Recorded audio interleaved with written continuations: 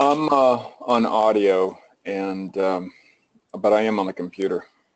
Oh, good. That's good. There she is. There's Jackie. Hi, gentlemen. How are you? Hello. Good. How are you? Good, thank you. Good, thank you. Let me just check and see if Pat's coming on the line. Hold on one second, please.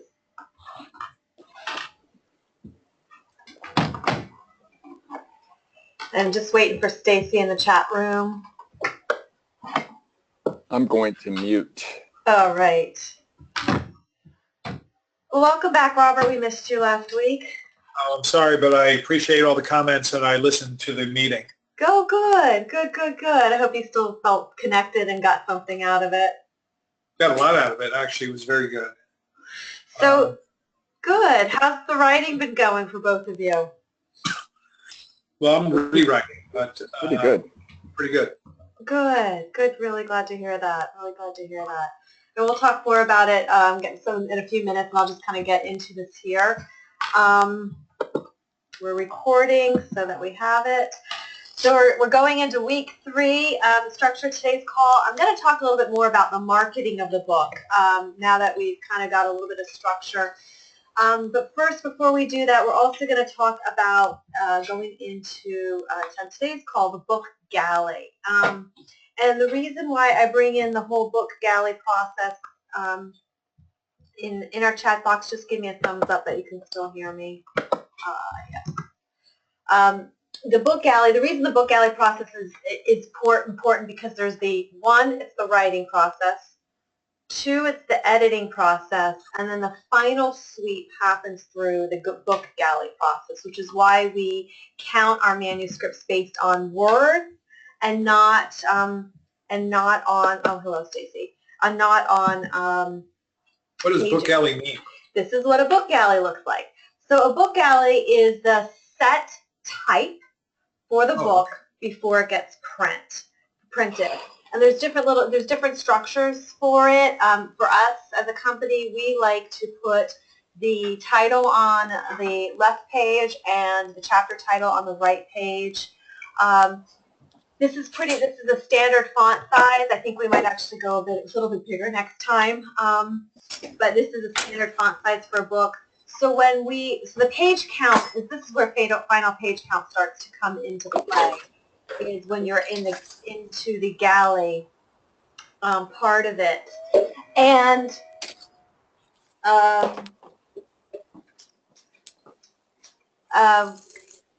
just so you know, somebody's like in the sink and everybody can hear that. Just so you might want to mute if you're moving around.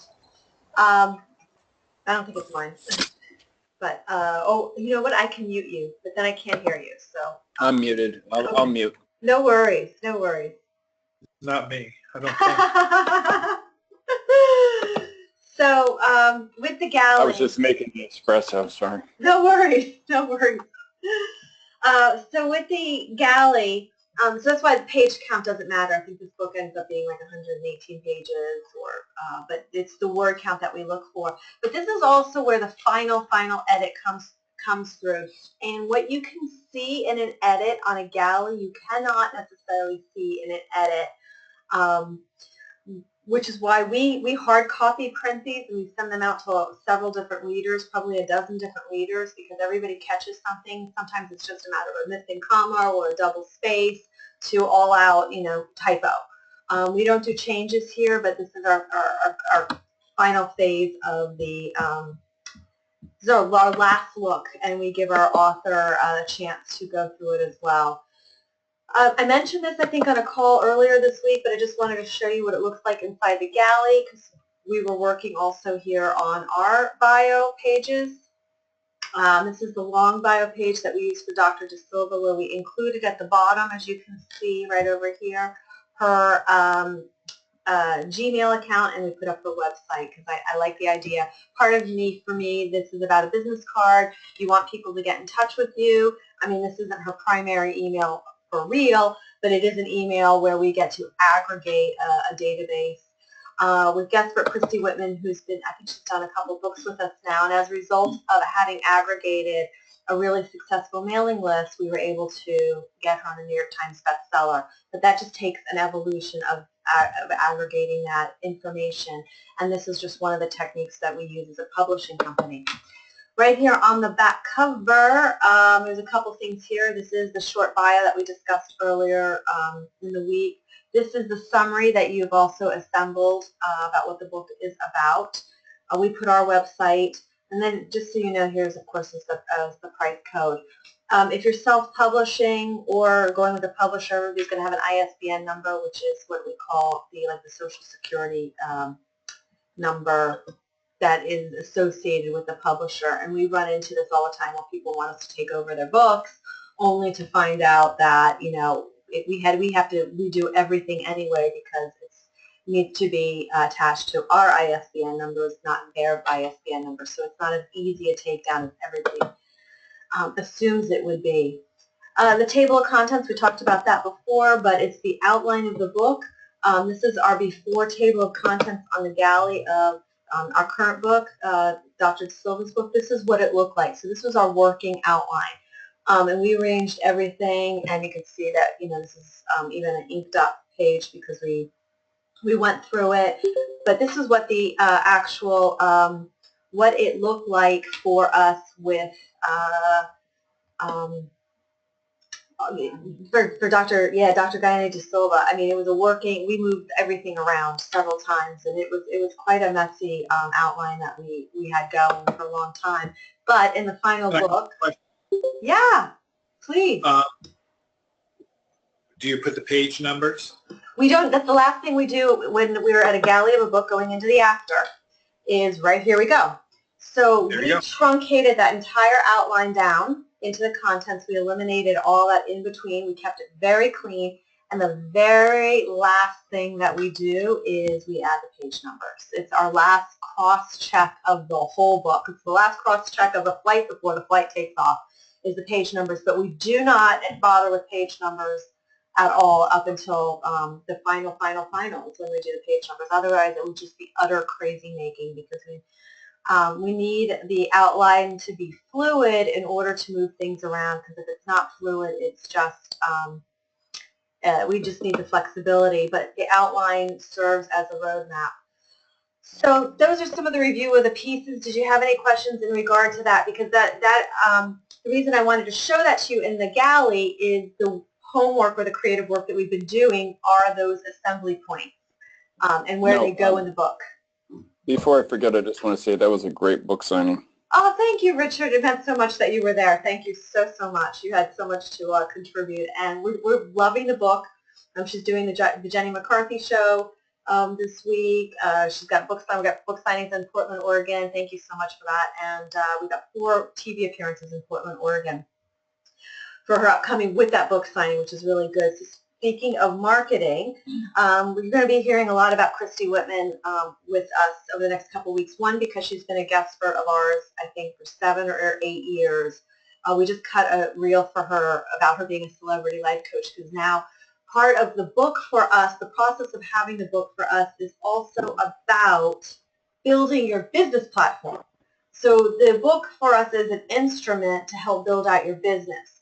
So where we were with her when we did our first book to where we are now with her in, books going into book 3, her business has grown and changed drastically. But some of the stuff that we did with her, coming here, let's see if I've got the right pages. I'm going to go back actually. Is that just on a basic level, she worked with us to do on-camera training because her content kept morphing. And we just had a client come in who's doing a lot of breaking news talks with us. And there's 2 things that some of our guestperts do. As I said, there is the book, there's the book promotion, and then there's marketing. But marketing is not necessarily about the book. Marketing is about marketing the message around anything we can find that someone's going to listen to about the book so that we can plug the book. So I really treat them as separate things. There's the book promotion, which is meant to sell the book, and then there's the marketing of the book, which is really about messaging. And a lot of times our guestperts get very, very specific and very, very finite about what they're willing to talk about, which really limits their marketing opportunities. And my philosophy on it is be the smartest expert in the room, but you don't have to know everything about that. And in Christy Whitman's content art, if this makes any sense and you can track it, she came to us as a laws of attraction life coach. And that was a very finite, very limited marketing opportunity for us because most people don't know what laws of attraction are. And it really limited her opportunities and her possibilities. But because she was so entrenched in the content of laws of attraction, it took us a while through on-camera training and work to get her to open up her content without changing her intention or her messaging, but to get her to see her different content possibilities. We ended up morphing into this whole idea of the art of having it all, women's empowerment book, which still had the same principles of her laws of attraction, but it opened it up to far more people than the message that she was working with. So I have to look at it at two different points of view: is what is the promotion and what is the marketing. So the guest we just had here going over some appearances, because we're doing a lot of live breaking news, is our former CIA operative and our former LAPD person, and he gets very, I think one, because he's schooled as a police officer to give very specific storytelling beats that are very factual, that he sometimes holds back in his live TV appearances on what he can say. So for us, it's about having to school him in how to storytell it. So what we just went through in an exercise in the office today was, if he can't talk about it because he's a CIA person and he's going to have to kill you if he tells you about it, then talk about it from the context of movies that people can relate to, like what would Jason Bourne do, or it's a situation that Jason Bourne or Jacquie, Reacher or Mission Impossible. So if he can't contextualize it through his own experience, he can still do it through movies and fiction to make it relatable and marketable, so that we as a company have opportunities to promote him. I'm just going to give you one other example before I get off of this, but we work with bankruptcy attorney Robin Itkin, and her specialty as a lawyer is bankruptcy. However, I will tell you, the demand for bankruptcy content in the media is very limited. So if I'm actually going to get her out in the media, I need her to talk about other things outside of bankruptcy without changing her or compromising the very big law firm that she works with. So I need her to be able to stretch her content to talk about broader topics that have to do with finance, financial infidelity, which is where we went with most of it, because bankruptcy has an element of financial infidelity in it. And then we can get into the personal relations or business relations around financial infidelity, and that gives us as a company a much greater opportunity to market her than it would if she just spoke with bankruptcy. So every time she'd say it's out of my expertise, I'd say, well, let's look at it from your expertise and how would we do it.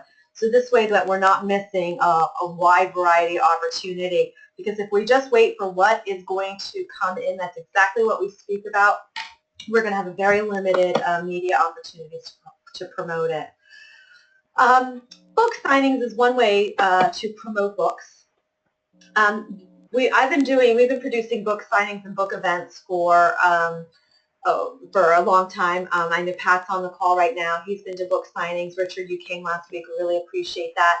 Book signings we like doing them because as a publisher, it supports the bookstores. And as I spoke on the call in week number 1, that if you're going the traditional route to put your book into bookstore bookshelves, then what we're really doing is fighting for bookshelf real estate space, physical space to get your product on the bookstore bookshelves. So we, as publishers, like doing bookstores so that we can keep our titles on the bookstore bookshelves. And we run a very tight networking as a publishing company where we send the one sheets that I ran by you last week. And we also call and make sure that they're stocked, that they're reordering. Bookstores buy books in counts of 1 to 3. So very small counts. You have to be in a lot of different bookstores. So that's one reason that we do it. We also like doing it because we give authors some street cred, and the authors also deserve to be celebrated. But we look for different ways of making them a book signing opportunity, because a lot of authors believe, unfortunately, believe that if we have a book signing, people are just going to walk into the store and come to the book signing, and we have to, we as a company treat it like an event. So we work our geographic list, we work our sphere of influence list, and we try to get to the book signings the people that are necessary either to be book buyers or big book influencers or even media influencers for the book. So this was a book we did. We had a book signing. We've done several book signings at Book Expo America. This was Chelsea Cross and her book. This was last year's book signing at Mystic Journey Bookstore, which just opened a second bookstore. They've got one on Abbott Kinney. They opened a second one on Lincoln, both in Venice. So that's a really good bookstore for us. We used to book the Bodhi Tree in Melrose, which is now coming back. We had a book signing book party for Jeff Schweitzer. That was actually a blast in our actual office. We got, and I'm just throwing these ideas out, we got Turner Broadcasting to hold a book signing in conjunction with an event, an employee event that they were doing for Guestpert author Darren Campo. So if you have associations or organizations in which we can get books out to, that's a really, really great opportunity. And then here's another one that we did with a book signing with our actual distributor for the book.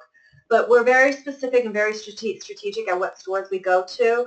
But we don't want to arrange a book signing where we're not going to have, folks show up. We always have an idea of the head count that we're going to have and what kind of either customers or influencers we're going to have for book signings. So it's just one way to promote a book and keep it in bookstores. And, for us as a publisher, we like the book relations and we like getting authors out there. But, it takes a lot of work to have a book signing and to sell 20 books. Eve Michaels did a book signing. We did one with her in Austin. I think didn't she sell like 75 books? Like she sold a whole lot of books.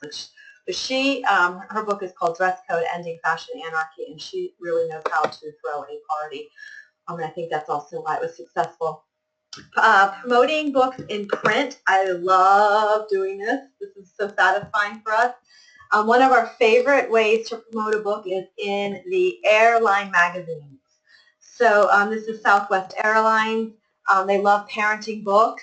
Robert, Pat, they probably would welcome a reinvention book because, you've got a captivated audience on an airline, and it's a certain specific audience. It's either a business crowd or it's parenting and vacationing. So that's a really great, outlet for us. We also like doing, this is baby and toddler for a parenting. So anyway, we just love print. But print often requires a 6-month lead time. So that's why we also like to promote the book 6 months before it's out, because if we want to hit it when the book is coming out, usually sometimes takes 6 months.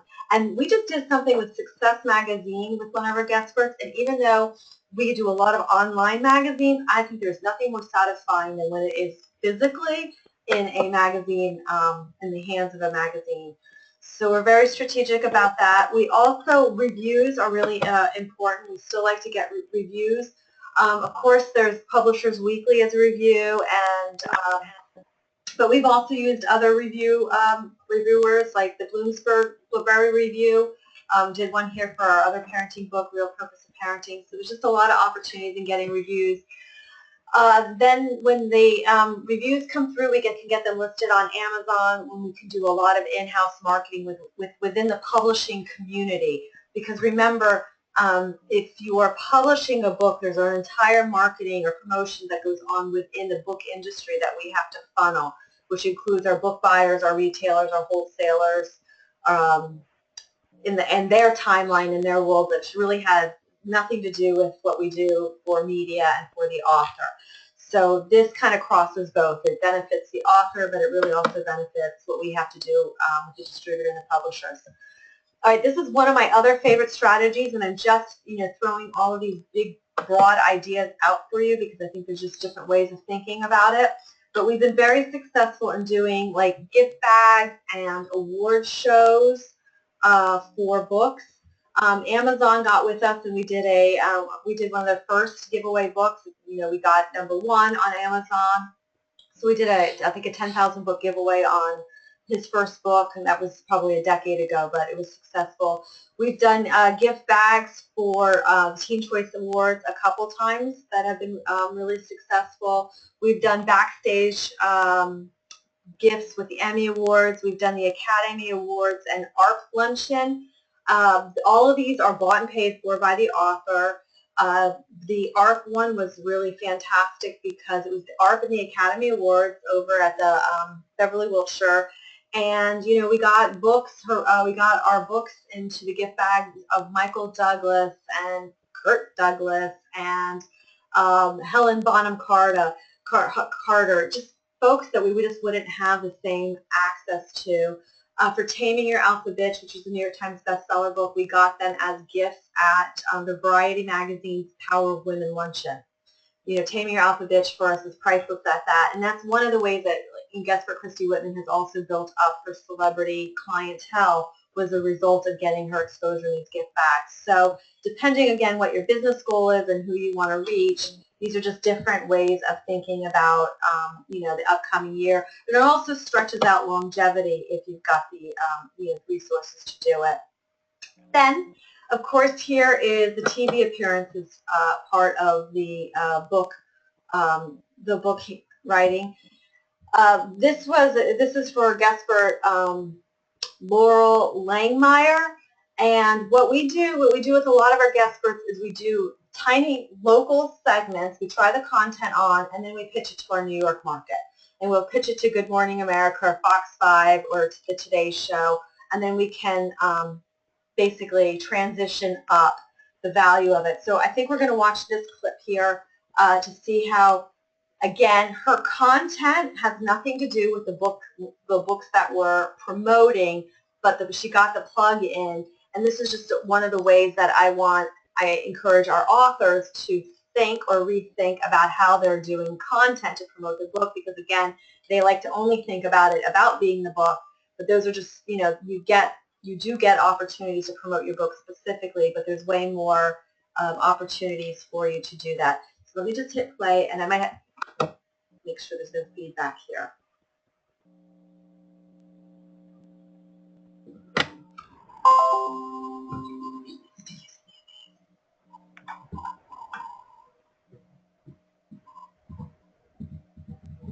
All right, well, learning the value of money, very important, and it's something that can be taught at a very young age. Hence, my little guy that you see right here in the corner. I want to be showing you how to teach your children financial organization. And here to teach just that is author of the book, Yes Energy, the equation to do less but make more. Sounds fantastic. And financial expert, we have Laurel Langmeyer, along with her lovely daughter. This is Tristan. Welcome to both of you. Thank you. Yeah, and it is great to also have your daughter right here. Hi, Tristan. Okay, so tell me, though, what I would love to know now is why is it so important that we teach children financial organization? And first of all, what is financial organization? Well, financial organization is a subset of financial literacy, and it's just teaching you, like, what is money and how does money work, and it's in life skill, really. It's not taught in school districts, it's not taught at universities at the entrepreneurial level, and money just isn't taught. Tell us some of these tips, though. How about yours? Where do you begin? So where do you begin? Like, we have the Spanish pattern, that's very simple. But it starts with families really getting organized. So this can actually be for like 3 kids. Okay. And then we really have like for the adults also just really structure like these are the files, these are the labels, and you really structure. A lot of people don't even know the basics about, you know, how expenses, what you need, health, estate documents, insurance documents. So these are for the kids. So okay, for topics. I like this folder. Make money. This is the most critical. You know, who else has my mom or dad for the money? This allows her to make it. So she does a lot of her parts. So this is a wallet shoe. So she sells these little wallets. She also sells a health product. And then this is the receipt that she learns to give to the customer client. So you're a mini entrepreneur. And how old are you? You're 10. Good for you. That's how much money you made last weekend at the last show. 105. Really? Great job. Good job. That's awesome. Okay, so that's to make money, which is the most important because you're teaching the kids that, you know, they don't have to be taught, they can sell stuff. Yeah, you know, you can create opportunity of your own. That's the whole savings now, which is an amazing thing to learn too, given the fact of our history with the economy in the past few years. That is something to really keep in mind. That you don't have to wait for opportunity to create your own opportunity, which you did, so good for you. And then we have the, what do you do with the short-term money that you're keeping? So these are things that, and again, we just make it fun. We like open up magazines, get little stickers, tape them in, so they can have whatever they want. So what do you have here on the short-term list? Hoverboard, a phone, a basketball shoes, a pearl necklace, soccer shin guard, soccer ball, and soccer cleats. All right, the goals there. And then we have the most important, right next to making the money is how you spend the money. So just a very, typical checkbook, back to the good old days. You just have what money goes in, what money goes out, how does it work? Give them an ATM card young, and then help them monitor and really keep track of the money. So like the health product, she has to buy it for $5, but she sells for $10. Yeah. So that's a cost of goods, product. And so she's learning now, and then by 8 to 14, we talk about insurance. Okay, bring a lot of, as they grow, so there's 18 coaches driving, and they can understand how that's going to apply to being a driver, and this is to make money. And then this is the big one, so this is goals and dreams. So okay. Yeah. Big stuff. And there's the card. That's amazing. Where can our viewers go so they can learn more? So loralsgifts.com. You can go to Laurels, is LORALSGIFTS, and we have a whole folder, up to 3 kids can use the folder at a time, and parents can there's something they need a full. Make it fun. Thank you so much. So impressive, you, Tristan. Everyone have a fantastic week. That's your love to the contact. Okay, so I'm just going to show you real quickly what, that was our first one. We did that locally. It was small, and then we just did the same segment. We did it in New York City, and so that's how we were able to do the promotion again. So let me just pull that up. And you can, of course, judge the appearance as, you need to be. Financially responsible as an adult, it starts when you're young. We're learning how to teach our kids all about money. From one financial expert who says it's all about making it fun, right? It's coming up after the break. All right, it's interesting. Most parents don't think of teaching their kids financial organization, but it really is a part of growing up. And those simple skills that we teach our kids right now will keep them on track throughout their adult life. Now, Laura Langmeyer, a 5-time best-selling author and wealth expert, is here with some fun and playful ways to get your kids off to a good financial start. And you know what? She's putting her money where her mouth is. She's brought in her daughter, Tristan, to show you that she practices what she preaches. How are you, Tristan? Nice to have you here. I'm nice to have you here as well. Thank you. All right, so first up, you've come up with some very colorful way to get organized. So tell everybody about these folders that you have on the table. Well, they're really simple, and most parents don't teach it. So I want to super simple, super fun. So we start with this one, which is Tristan's favorite. Okay. The Make Money folder. So let's put it right here. And what is this? Tell me what this is.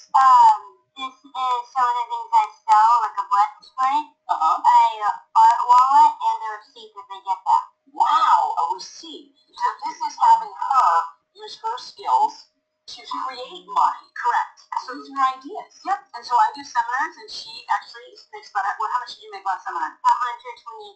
Selling just that spray. So she buys it from someone else for half price, and then she makes the rest of the money. She sells art, and then she gives them a receipt. Wow. And then the next is we call put money in your wallet, which is short-term goals, things that the kids can save for, but they identify. So you see, it's just simple stickers, simple stuff that we put together, and these are just some of the things that she wants to buy, and these are some of the things that she's looking forward to. So it's a very visual thing, and it's used as motivation for kids to learn how to save. Yes. So it's in the secret. So it's like a vision board. So what do you want? So simple stuff. You grab a little, magazine, cut things out. Yeah. What's the number one thing you have to say? What's the number one thing you want on here? All right. So now we have the making money. Put money in your wallet. Let's talk about this next folder. Send it.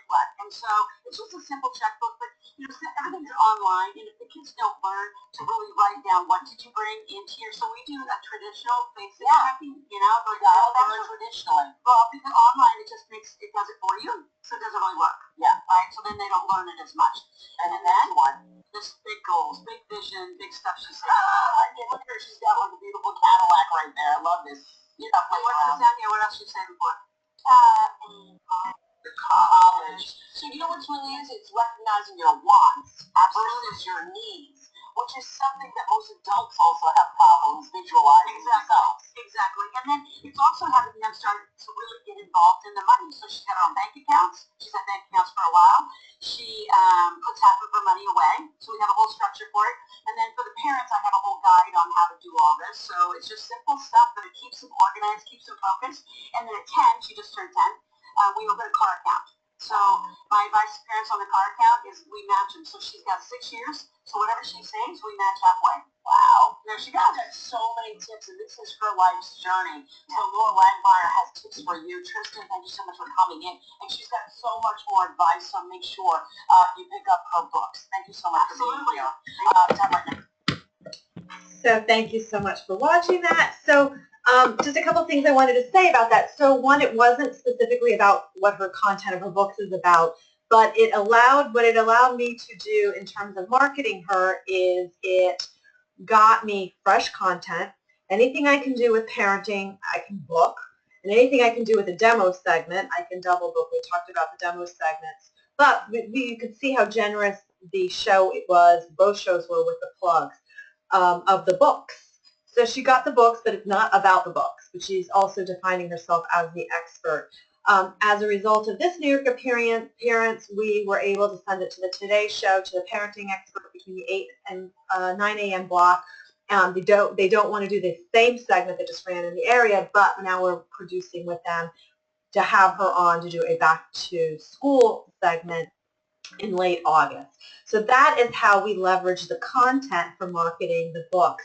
And again, it requires us as a company to be able to, like, we can get the opportunity, but I can only grow a guestpert or an author into the opportunity if they have the capacity to understand how to get to the opportunity too. And when I work a lot with authors, they get so focused on what is in the book and thinking that the book is the only thing that can be talked about or promoted, that they miss the whole entire plethora of opportunities. And, you know, as a publisher, these aren't our books, of course. However, you know, great plug for her book, and even though none of her books were specifically spoken about. So that's what I'm talking about, marketing and keeping your realm of possibilities open.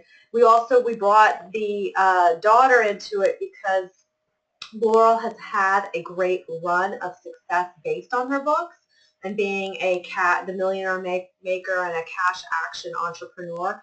But for us, coming into working with her at this time of her career, having a fresh angle and getting her into fresh media was what the work was about. Here is Christy Whitman and Rebecca Grotto when they did Taming Your, the New York Times bestseller that we did with them, Taming Your Alphabet. Here's their appearance.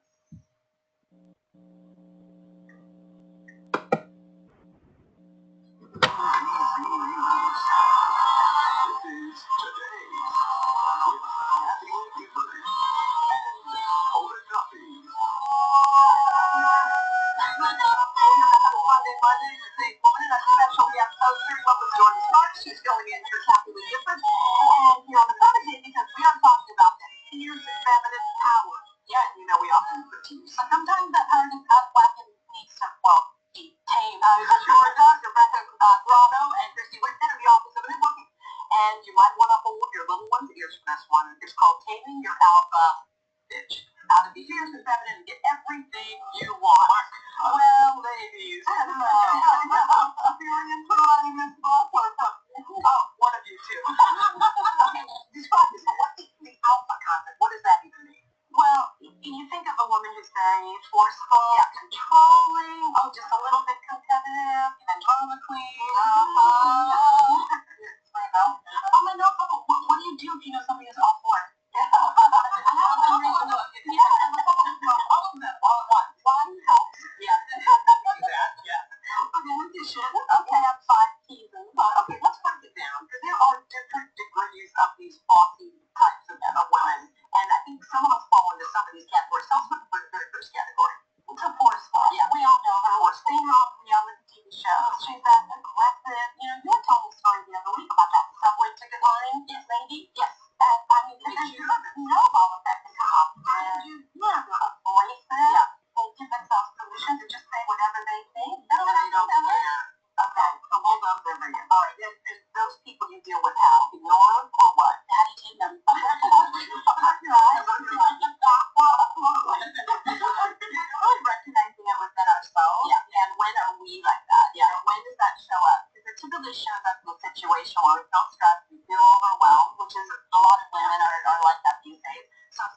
stressful situation. It could be good. It could be, you know, you're creating a wedding, you just had a baby, and you tend to be a little bit forceful because you're in fear. Well, there are people who are controlling. I think I fall into that sometimes. I'm like, you know, I'm a little bit of that.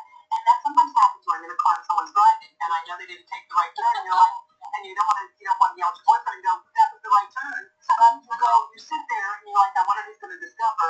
Whatever. That kind of controlling personality ain't great. And you're lagging, yes, you're not starting to like feel truth inside. Yeah, but yeah, tone kind of the way around that you can still have that personality. You know, remember last time we came in, it was so much easier when we started right. Yeah, I didn't definitely know what you say and how you say things for sure. Absolutely. But yeah, when you're controlling, it's like you're so restrictive instead of being allowing. You know, let the person drive the direction that they need to go in. And so like the fear guards, you're like, what if they don't go back? And that's what really this whole thing is based in fear and lack. Like, oh, you're gonna get there on time, you're gonna get there. So I have to discover what's the fear.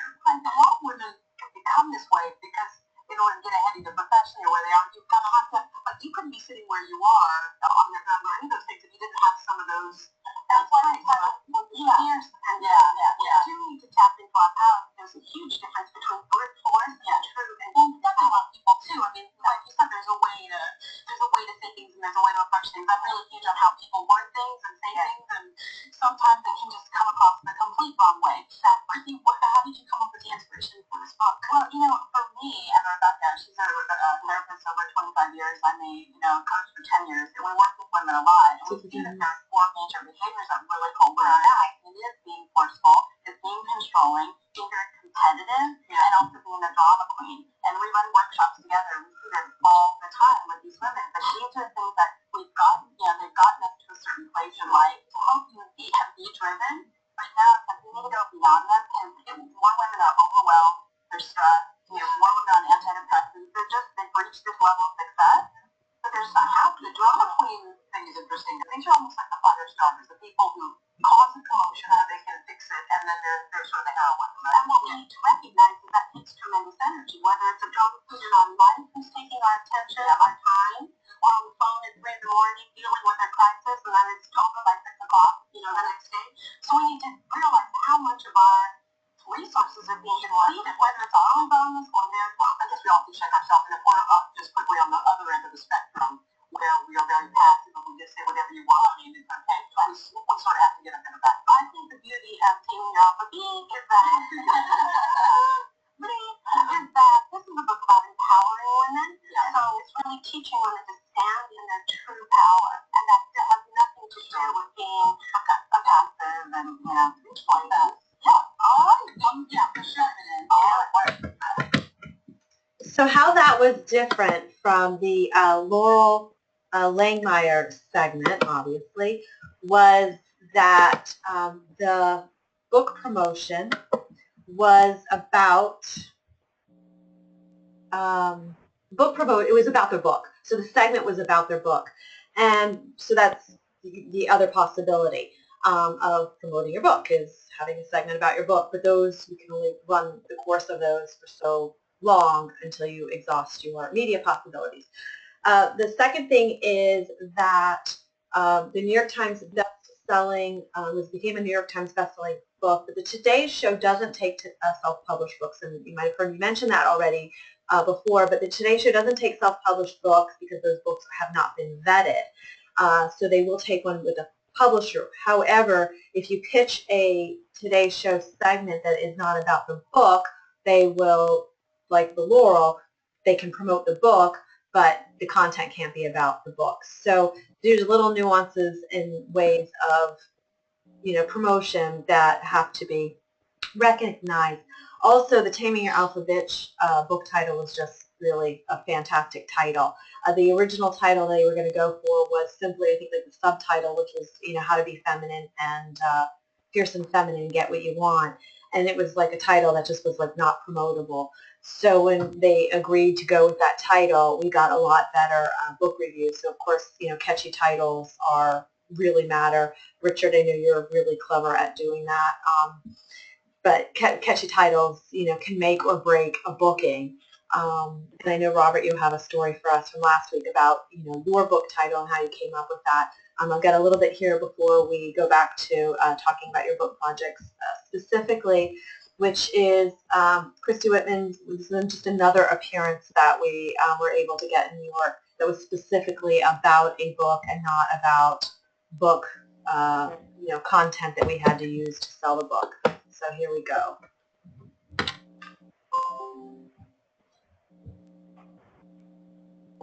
Much more to tell you about this evening. You've heard the expression, having it all. Well, coming up after the break, we're going to talk live with the author of a best-selling new guidebook for women.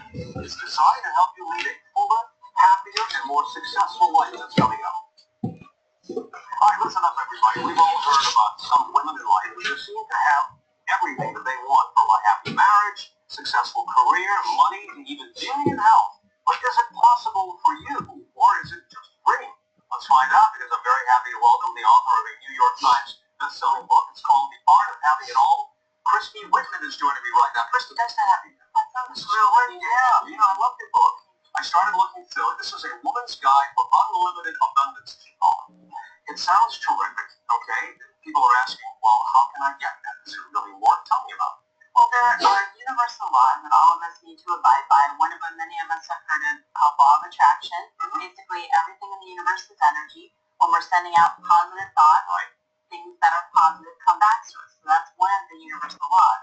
There's another universal law called the sufficiency and abundance.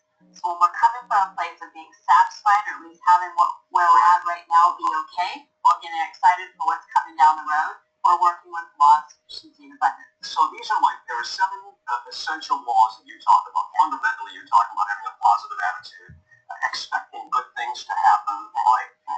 Does it work? Because, it sounds great, but you have your own personal experience. Tell me about that. Absolutely. I mean, we all have contrast that shows up in our lives, whether we've gained weight, or we're going through a divorce, or we've lost a loved one. We all have these things that show up. But it's really, what do we do with that information? Do we stay stuck in the problem, or do we look at, what do I want? How am I going to move through this situation? And it's really about taking the situation that shows up and saying, what do I want? Why do I want it? And how do I want to feel? What do I want in my life? You're talking about control here, aren't you? Making sure that you take charge. We have to take charge of our own minds. We're the only ones that can choose our thoughts. We're the only ones that can choose and experience our emotions. And what we are sending out to the universe is going to come back. You say live a life with no excuses. I like that. What does that mean? Whatever shows up, we are the one that gets to choose. So, I've been through many different things, debt and loss, and many people have. Yeah, life. Exactly. Right. But it's what we do. It's how we react and respond and how we move forward. We can't let this situation bring us down and let it be the excuse to let us live life fully and truly have it all. And do you find that a lot of the principles that you're talking about, because I know you go out and speak, you have a website, have you found other women who said, this has worked for me? I get to literally serve thousands of people every single month, and I've had women after women come to me and saying, I left a job where I couldn't stand doing anymore, I wasn't making any money, now I'm working less, I'm making more, I've lost weight, I've found the love of my life, all by applying these universal principles, because they're universal. They work for men and women, every single person, all the time. Well, everybody needs that kind of inspiration, right? I mean, you need to read something like this, but you also need to hang out with people that think the same way. Is that important? Absolutely. Right. You got to surround yourself with people that really do believe what you believe. All right. The Art of Having It All. Christy Whitman, thank you very much for coming here today. Like your book, and it'll be already autographed. All right, so I'm just going to say, I know that everybody sat through, there's a couple things that I like. To me, when we get to the point where we get to promote what we are, what we want, who we are, how we do it, and we do it with great hosts. I think Hoda and Jordan Sparks were fantastic. Ernie Anastas is just fantastic. To me, that's like the top of the media game, in my opinion, of getting to promote your book, to do that. And so I show this to everybody to say, like, yeah, so you can get out there and promote your book, but we have to look for a lot of other ways to do it that isn't always so straightforward, especially depending on what the content of the book is. We've had to be very creative on a lot of books, and sometimes it has nothing to do with the fact that it's about the book. As I think everybody on the call knows, that I promoted my book Get on TV by doing a national tour about chocolate, because nobody was going to, even my colleagues weren't going to put me on TV for a book about getting on TV. So, but Ernie Anastas, I used to produce for like 20-something years ago in New York. Just a really great host, and so when he actually does a lot of positive news, which is very unusual. So if we can put some real good positive spins on things, so he usually takes our authors. I think he's taken Jennifer McLean from Spontaneous Transformation. He's been very generous to us with some of our guestperts and our stories and our clients. So I was struck by, at the very top of the interview, she said, you know, everything in the universe is energy, and you put out energy, and he went, right. Like, I don't know what that means, but okay. But I agree with it. It sounds, You know, like, and honestly, it's funny you brought that up, Pat, because I personally kind of cringe because I think to myself, oh my God, I would never have led with that as a opening sound bite. But he did let her get away with it in a very gracious way. He went with it. Yeah, he went with it because that means, and that was the original point I said about her as a guestpert, is we had to really train her out of speaking like that in order to make her even relevant to any sort of media conversation, because have her not be too new age. Yeah, woohoo. Yeah, to get away with that on New York City Fox 5 at prime time is kind of a shock, to be quite honest. Right. So you're right about that. Why it works. Yes. Well, and I love the challenge of working with, with our client properties and seeing where it fits. And, we've had a couple really great ideas that as a team that we know is such a good idea. With our breast surgeon, we've wanted to do a cheese demo about the density of breasts and how it affects mammograms. We haven't got anybody to pick it up at all. We've got people to pick him up as a result of it, but we haven't got anybody to pick up our cheese segment, which I think is such a crazy thing. We've also got a Super Bowl tailgating demo segment that we haven't been able to get anybody to pick up. But we also are trained to let go of content if it doesn't work, but we have an internal joke list about things that we think are really good that nobody's picked up here. And of course, I'm talking to a call of men, except for Stacy, about cheese and breast density. But we thought it was an important topic. So back to everybody on the call here. So I've got Richard, Pat, Robert, and Stacy on the call. Robert, you weren't here last week. You were missed, but you were, as you know, you were talked about last week. Did you want to chime in on some of the work that you did from last week to this week, and also then talk about your book cover and your title of your book? I got your email from today here. Sure. First of all, thanks for the comments last week. They were greatly appreciated. I really learned a lot from just listening to what you had to say about my book title, subtitle, and the cover design. So, Jackie, did you want me to talk about how I got to the point where... I wanted to, you said that there was a story behind the actual book title. Well, there's a story behind the title, subtitle, and the cover. So, and to keep it very simple, I wanted to do this on a small budget, so I used what's it called, Monkey, where you send out messages to people and you ask them to feedback. Vote. Yeah. Feedback. Survey Monkey. Survey Monkey. So what I did was we came up with 5 different titles. One of them was my favorite, and there was 5 other titles. As a small group of us. I had someone design several book covers, and we had, I think, 4 or 5 subtitles. And we kept this Survey Monkey very simple so that people could do it really in just 30 seconds. And we asked people to vote on the best cover, the best title, and the best subtitle. And my favorite, which I was married to for like a year, was 3rd place. So it was gone immediately. Safe Stardom was clearly the winner. Wasn't even close. The subtitle was a little closer, but not really very close. And the image that you're seeing now was clearly the winner also. So we combined them all. And here's what we really learned. We learned that protecting was a very critical part of it. Every subtitle that had the word protecting was higher rated than anything else. That was number 1. The other keywords were stardom, or that type of word. So we had stardom in the cover, in the title, and fame. We use fame, and see, the subtitle has the word fame in it. the title has the word stardom in it, because both of those came up very highly rated. And the reason the word protect is italicized is because it overwhelmingly was picked as something really important to every single person. And I got a very high response rate. I sent it out to about 300 people. And someone I was working with said, oh, you're going to get about 20 responses. And I got 150. That's fantastic. That is a So really good response. I got a good number of feedback, and that's how I did it, very inexpensively. It's not the best way to do it, but then we took it one other level. We took the best 2 or 3, and we put them up as if we were going to sell them on like Facebook ads. Mm. And we found out which ones no one would click at all, and which ones they were clicking as if they were interested to get more information. And that was the combination of those two, and that's how we got to what I have here. Got it. That, we've done book surveys like that too. So I think that's worked really well for us at times when we've just kind of needed just like a random sampling. I think you probably have a better approach, but that's what I did at the time. It was kind of.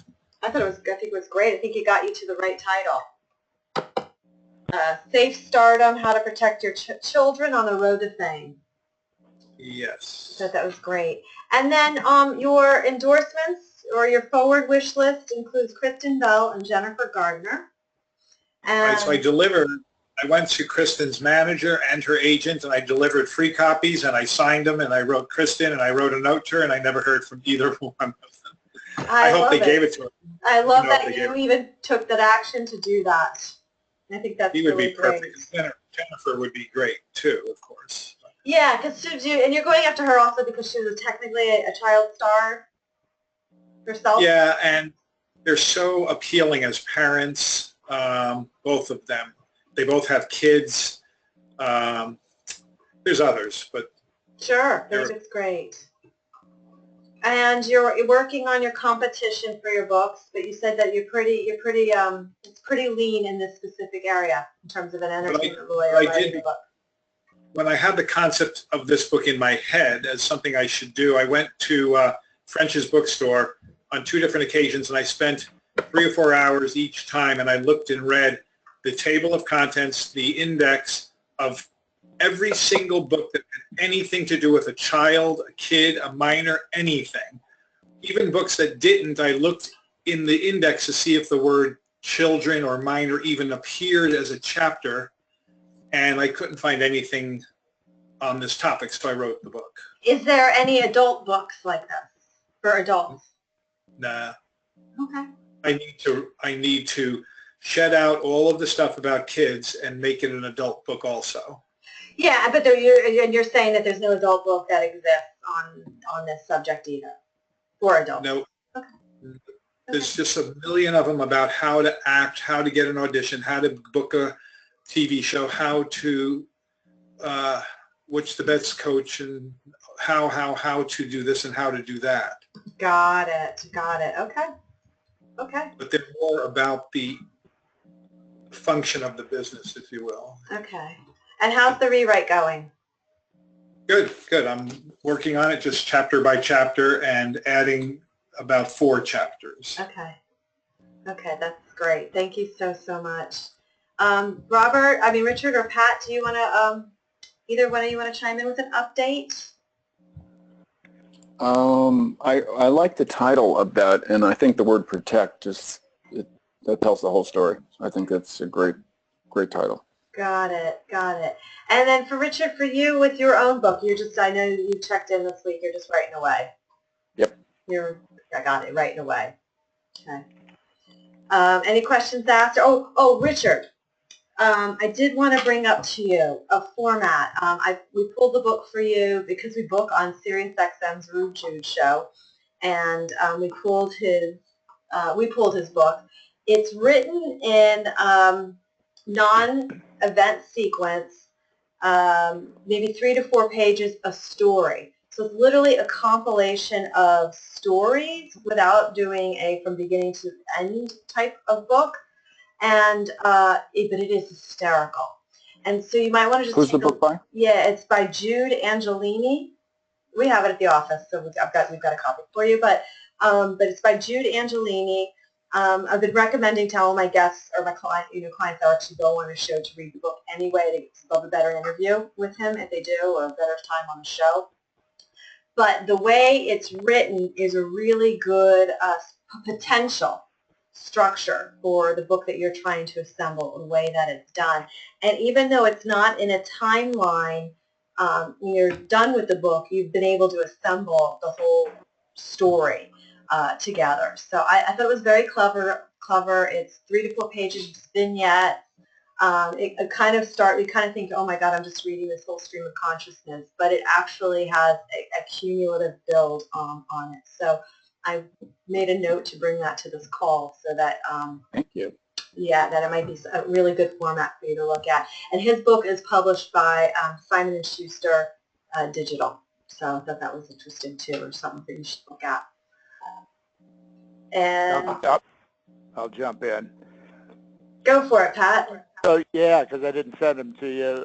The Dream forwards: Bob Iger, Al Franken, Eric Clapton, Louis C.K., and Tom Hanks. Wow. Wow. Why Eric Clapton? Because I love Eric Clapton. It'd be a great way to meet him.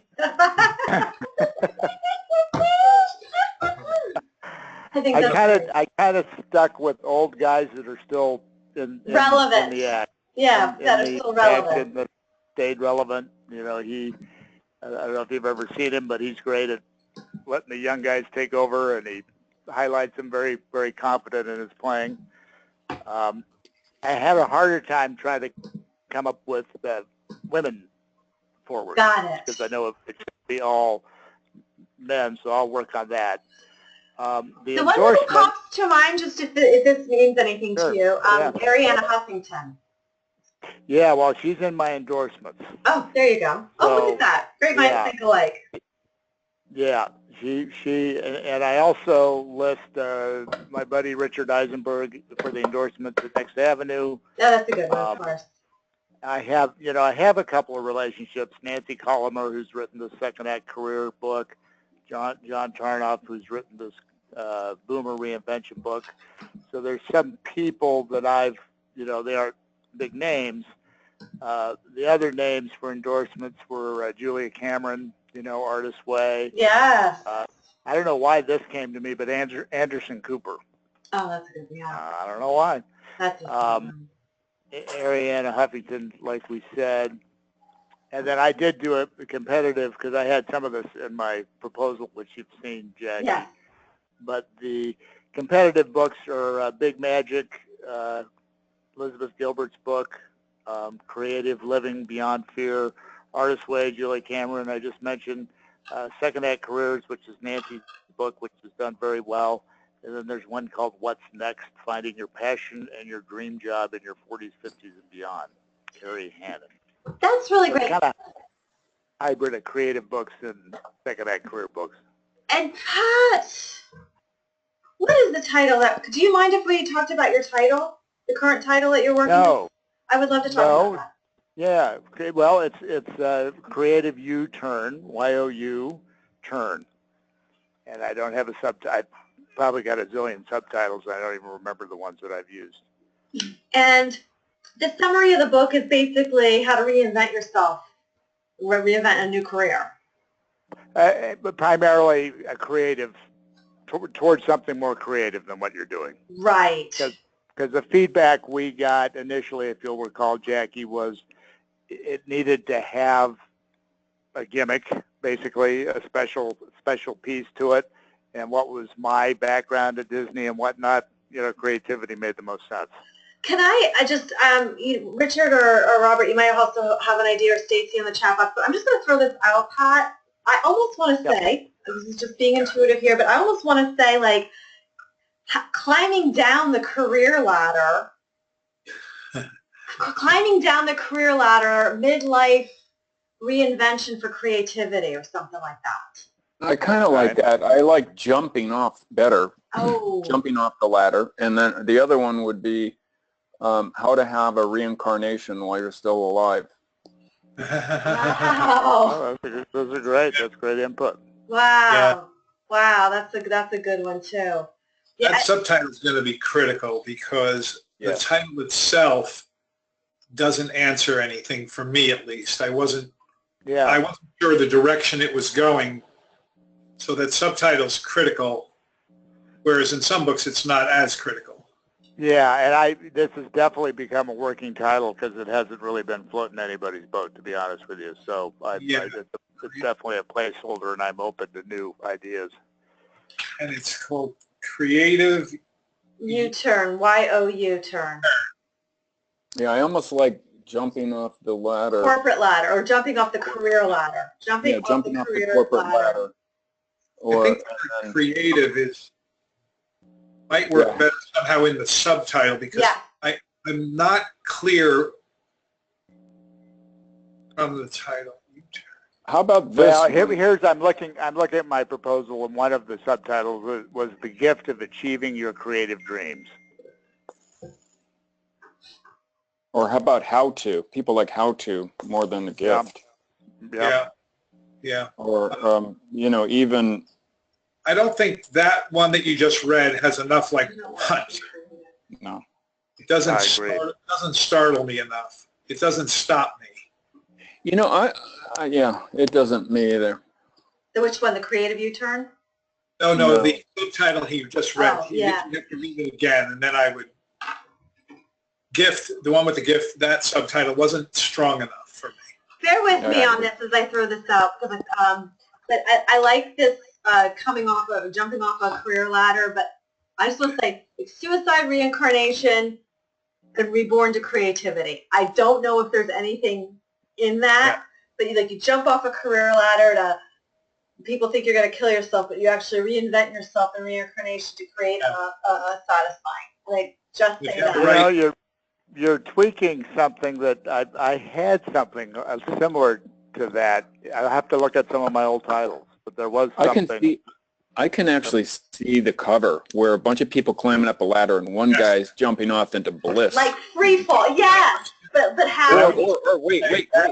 Even better if he has a parachute, because there's a great book called. We all know that one, right? Don't we? Parachute. What color's your parachute? No, that's a good one. Yeah. Yeah, so if he had a parachute on, so it's not like he's killing his life, but at least wearing. I'd actually like it to see Pat doing it. There we go. Because he's the author. The way to get me on the cover. Yeah, exactly. Yeah, you know me. That's a cute idea. That's a cute idea. Yeah, that's my goal. And you reflect and you demonstrate, or you reflect for the reader, like who. Hey, I wouldn't mind maybe saying my title this week if. Yes. Waiting. Drum roll. Well, you know what it is. Uh-huh. I mean, I have the websites, the copyright, all that already, but it's called Eat, Fuck, Kill. Woo! And the subtitle? Do we have a subtitle? Well, there's a couple. One is One Man's Transformation, and the other one is the one that people seem to like is hold on, I got some people walking in here right now. They're trying to buy the book. Oh, it's not written yet. Here it is. The Quintessential Guide to Being a Real Man, which is not really. Maybe that's not egotistical enough. No. But well, it's a grabber of a title, that's for sure. It is. Yeah. Yeah. I think I've already had a lot of people that love it, and somebody that they loved it so much they sent me a link, either buy the websites or I will. I was like, oh my God, all right. That was a kind of a kick in the butt to get everything going. Wow. What do you think? I think. Well, I like the title because it's. But sorry. I know you do, and I know others do. The callers. Yeah. I like I say, I think it's a grabber of a title. At one time, mine was going to be my fuck it list. That's yeah, funny. I like that too. No. There's that's been going around for a while, right after the bucket list that came out. But but this isn't about killing people. It's about killing stuff that doesn't work in your life, and And it sounds like, I mean, it's a masculine play on Elizabeth Gilbert's You Pray, Love, Adventure, where she goes and finds herself. This is, a masculine play on a man finding himself. Yeah, and it's about killing resentment. There's an entire chapter on forgiveness, self and others. Gee, that sounds fantastic. Who is that? Rob, I'm going to put you on the buy list here. Hold on. All right, Stacey. Yeah, no, obviously subtitle's critical with that title. Yeah, it is. I kind of like the one man's transformation. One man's transformation that you can learn from, or something like that. There's a lot of good stuff in it. I did all the, I'm sure it'll change, but I did all the chapter headings, and I've been writing a little bit under, or a lot under every chapter.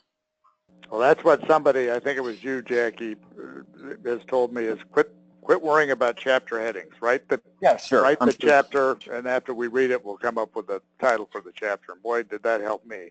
Yeah, I agree with that too. But there were some things that I really wanted to write about, so I just kind of put a page. Yeah, that makes sense. Certainly, I don't have chapters in order and all that. Yeah, I'm in the same boat. Yeah, you don't get chapter orders until you're done. But Rich, I think if you look at the formatting for Jude Angelina's book, it might be a really good formatting or technique for framing this book. Yeah, fantastic. I wanted to bounce something off you too, that another author, a friend of mine, I told him about it, and he said, whoa, I would do it in this format, and I want to bounce it off you, what you think. All right, let me just check too with Stacy. Stacy, in the chat box, do you have anything that I am supposed to, let me just see here what she did. Okay. All right, so she did her forward. Anyway, she's on her chat box because she's at work at her office. So she's doing the book about the, basically how to coach softball, how to be a softball parent to daughters and a coach. So her forward wish list is Kat Osterman, former softball player, Olympian. Jenny Finch, former softball player, Olympian. Lisa Fernandez, also a former softball player, now coach. Her endorsement wish list is the same. She's also interested in Mia Hamm, former soccer player, Alex Morgan, soccer player, Albert Peugeot, baseball player who's struck out by Jenny Finch.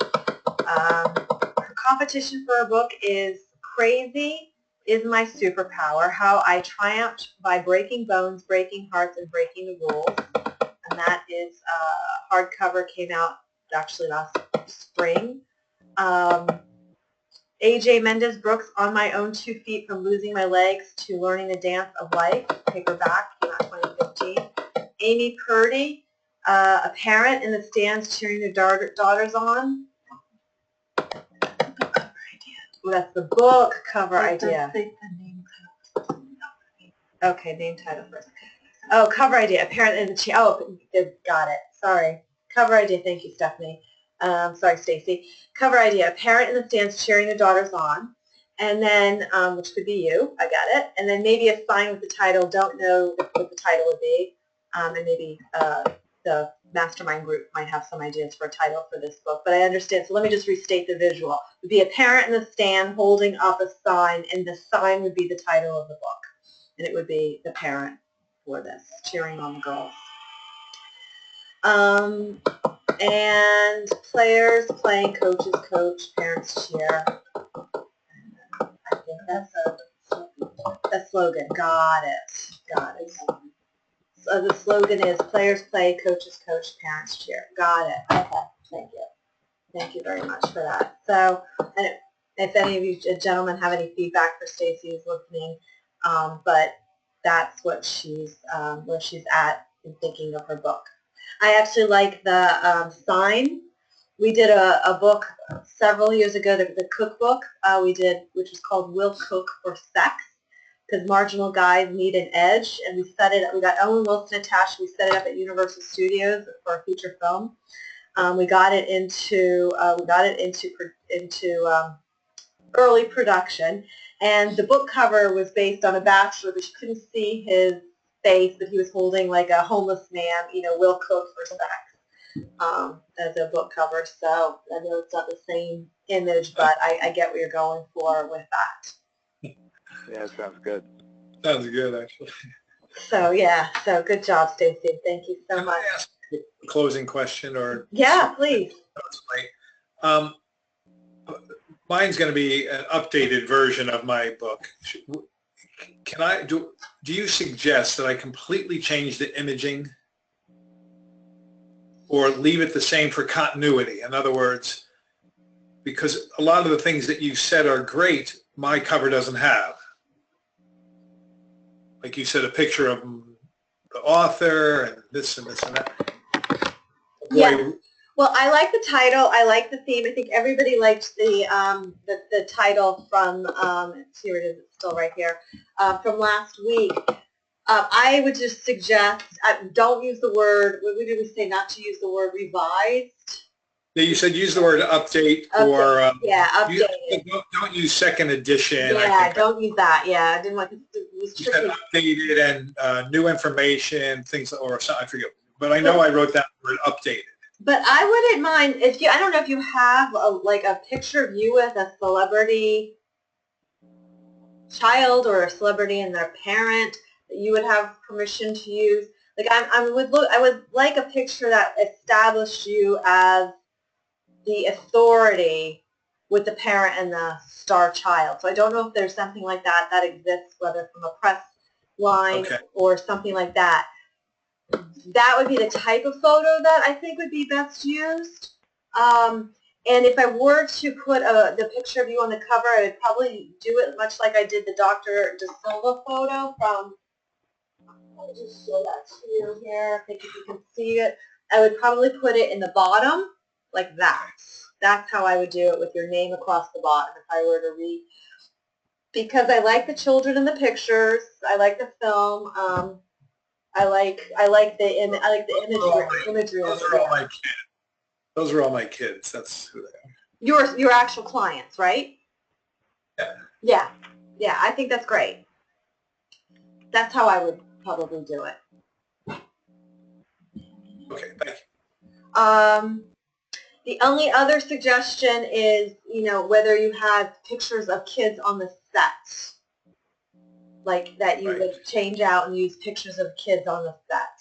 I think that's a Stephanie idea. For more about it. You and I can talk more about it later. Yeah, like I said, branding your business. Yeah, I think I want to talk to you about publishing my book next time. We would love that. That would be really, would be super cool. Offline or whatever. All right, well, that would be super cool. And as you know, I've read it before, so it's very smart. And then, so for next week, just wrapping up, if we can revise back cover bio, with the bio that goes on your back cover, and the bio that goes on your inside. And then you're going to continue doing the writing for 10 to 15 weeks. And then, Pat, through the course of the week, we should play with the title so that we can take it back here next Thursday and see if we were able to put something together. Okay. And if everybody can just think on titles for Stacy as well. Okay.